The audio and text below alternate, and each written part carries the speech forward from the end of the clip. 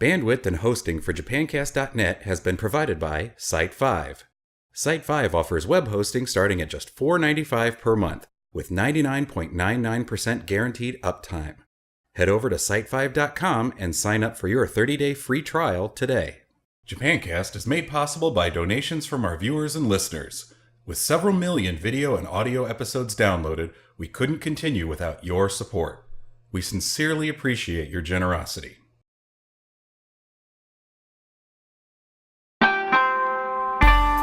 JapanCast.net.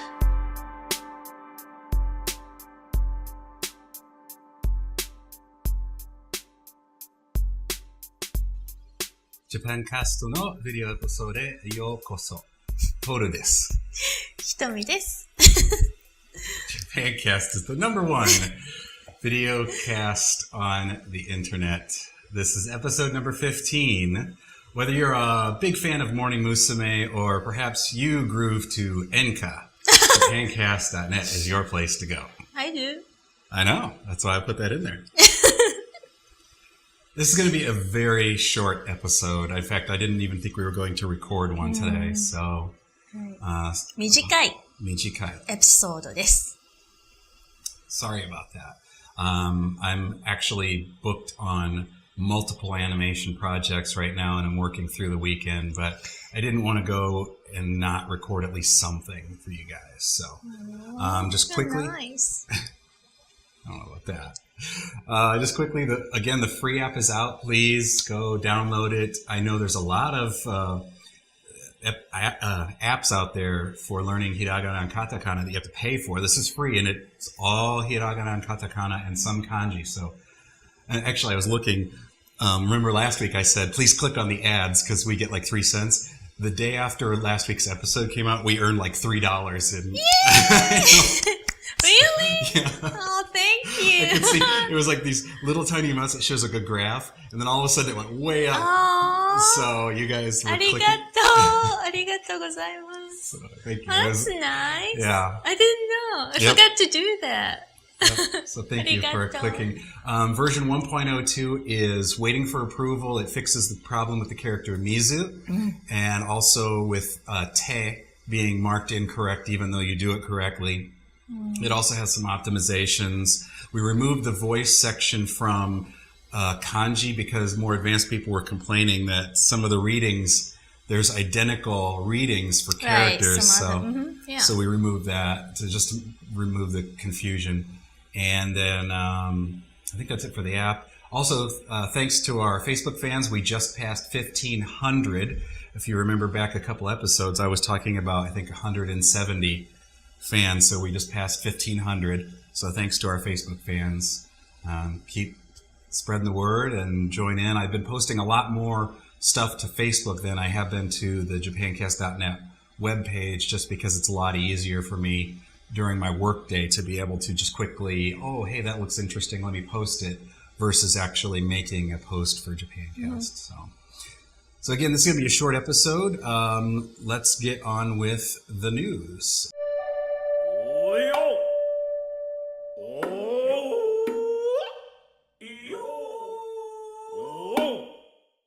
Now, this isn't actually a news article. It's, I don't know what you'd call it, but I belong to several producer groups for people who work in the commercial and feature film industry.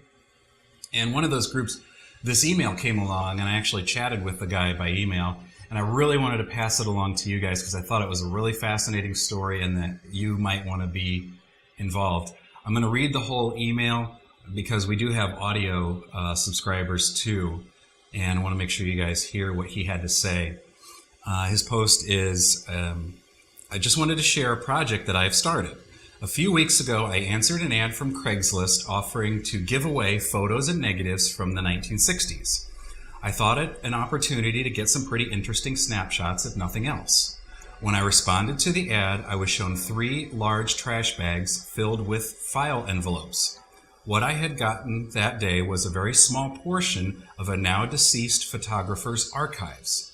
I spent 2 days going through 3 bags and came up with about 1,200 to 1,300 in total, with dates ranging from 1955 to 1972. These are professional portraits, graduation photos, family portraits, weddings, funerals, and more. I was told at that time that more would become available, and I did my best to make it known I wanted them.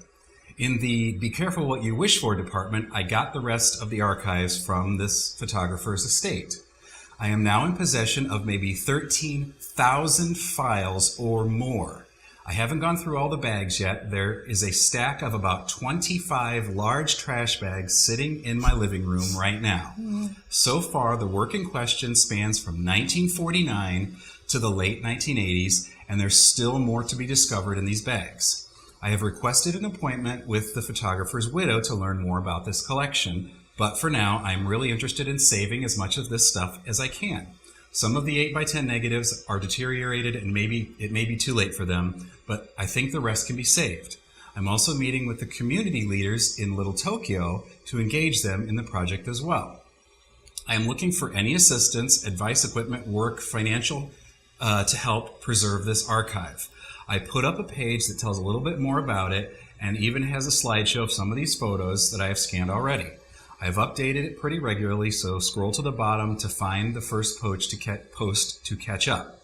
And the URL, which you guys on video will see the URL, for those of you on audio, it is savingninomiya.com. It's saving, NINOMIYA.com.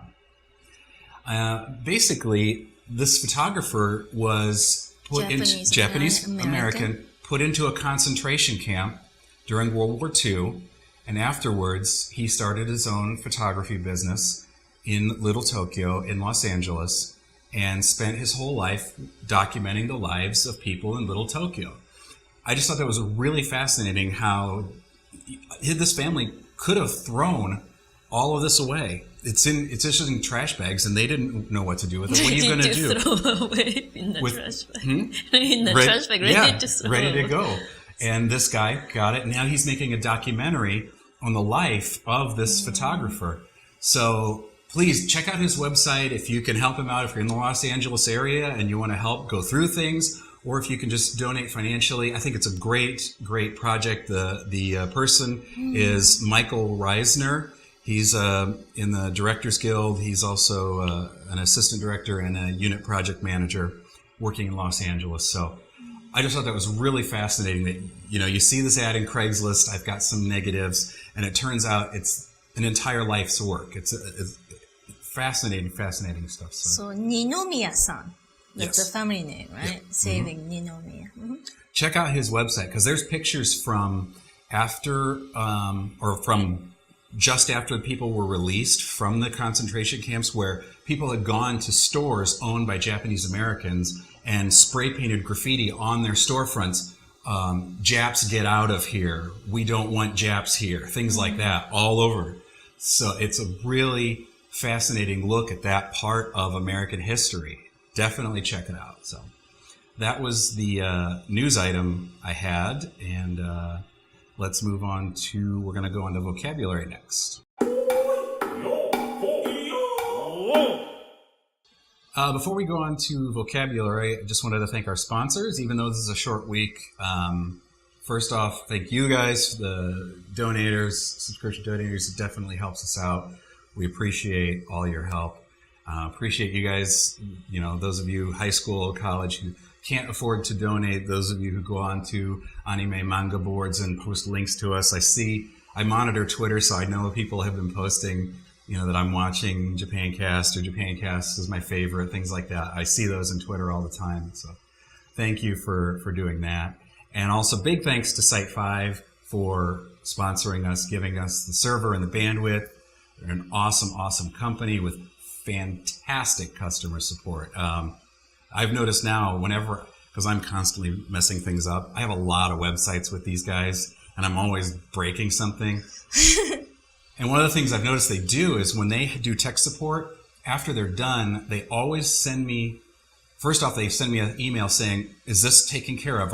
Is it okay? And I'll click, yes. Then they ask if you want to do a survey, and it's things like, was our customer service person courteous and friendly? Did they help you in a timely fashion? Things like that. And it's great. And I've I've answered those before, and then they actually followed up on that. They wanted to know, why did I answer this way? What could they have done differently? And I actually have been very happy with them. They wanted to know if they could use me as a testimonial, because I had said they went above and beyond to help me. It was all my fault. I've broken things many times where I've tried to get fancy with my JavaScript and things like that. Yeah, the other day, remember, the site was down for a while. Mm-hmm. Yeah, and then it was, they fixed pretty quickly. Yeah, almost instantly. And I think it was, again, my fault. Really? I think it was a script that I had running. To my Spanish teacher, my, link, and we couldn't see it. Yeah, they fixed it immediately. They had to reboot the server. I had managed to crash. I had a plugin running, and I crashed the server. And they let me know that something I did. Like, we've tracked it down to this script that you were running. So, vocabulary. Can you say the word, please? Sure. What? This word. Yokoso.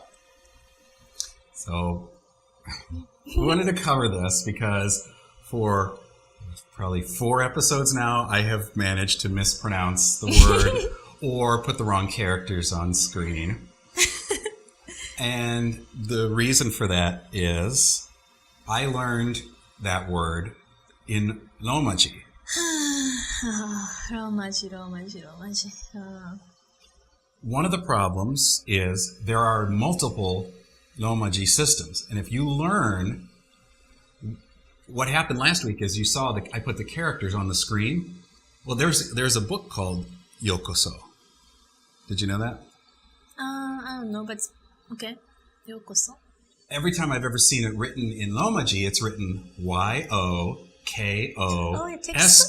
Mm-hmm. Oh, yeah, Yokoso, yes. I know. But that's not how you write it in hiragana. No, it's yo, u, ko, so. 4 characters. And the u is an important thing to learn. Right. So, okay. So when you learn a, I, u, e, o, right? The very first thing you learn, a, I, u, e, o. And then this u we pronounce u. Mm-hmm. But, like, yokoso. Mm-hmm. We don't pronounce yo-u-koso, but yokoso, it's a long vowel.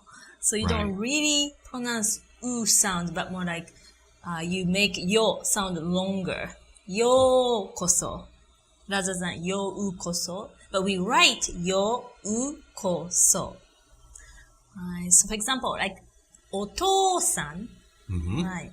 So it's o, to, u, sa, otou-san. But we pronounce otou-san, not otou-san.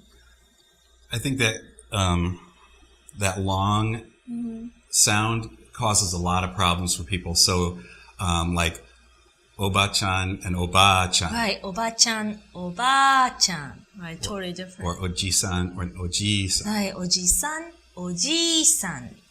Right. So that's something you have to learn. And if you're learning only Romaji, you can run into problems because when I type those characters in, I typed Yokoso in the input method editor in Windows. And that typed the character yo, the character ko, and the character so. It doesn't know that I'm trying to write yokoso. It's yokoso. Right. Yeah. Very different. Yokoso and yokoso. Right. So that's why we always are talking about don't learn Romaji. It is a crutch and it will cause all kinds of problems. And I think eventually one thing we should go into, in addition to long sounds, is also the little hiragana. Not this episode, but I think for future episode, that's another thing I think people have difficulty with is double consonant. Right, the little ya or little tsu. What does that mean? Ittekimasu. Right. Yeah, it's not ittekimasu. Yeah, kippu. Right. Yeah, you hold your breath for a second and then say the next word.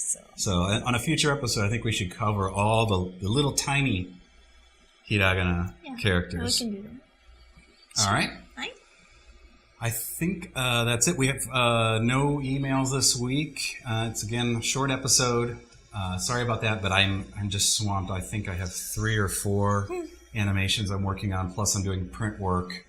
It's actually messing up the interview I wanted to do with Michael Arias because he was very busy. So we're going to work on trying to get that scheduled. As soon as we can, I'll be doing that. I have lots of questions to ask him. So I think that's it for this week. If you have questions, please send them to Hitomi at JapanCast.net. Again, please download the free app. Check it out. If you like it, you can buy the full version, which has all level 1 kanji. I think it's for $1.99 in the App Store, and if you have a jailbroken iPhone, you can get it in the Rock Store for $1.69. Don't tell Apple. They don't like that. A little bit of a better deal, but you actually write on the screen. I don't know many apps, especially for that price, that let you practice writing the characters. I noticed, I was looking in YouTube, and I was trying to end the episode here, but looking for people writing characters, and I saw probably a high school aged kid practicing writing, and stroke order was all wrong. And all the comments, and guys know how YouTube comments are. Oh, they're so mean. They were all like, hey, good job. Too bad you're writing it all wrong. So even the commenters knew he was tracing it, but he was tracing it all. The stroke order is totally wrong. So this nice thing with this app is that you do learn the proper order for writing things. So check it out. It leads to better handwriting. Yeah. And you'll actually remember how to write the characters, unlike many Japanese who can't remember how to write characters. What? I don't know anybody like that. Okay. Thank you guys for your support. We'll see you next time. じゃあまたね。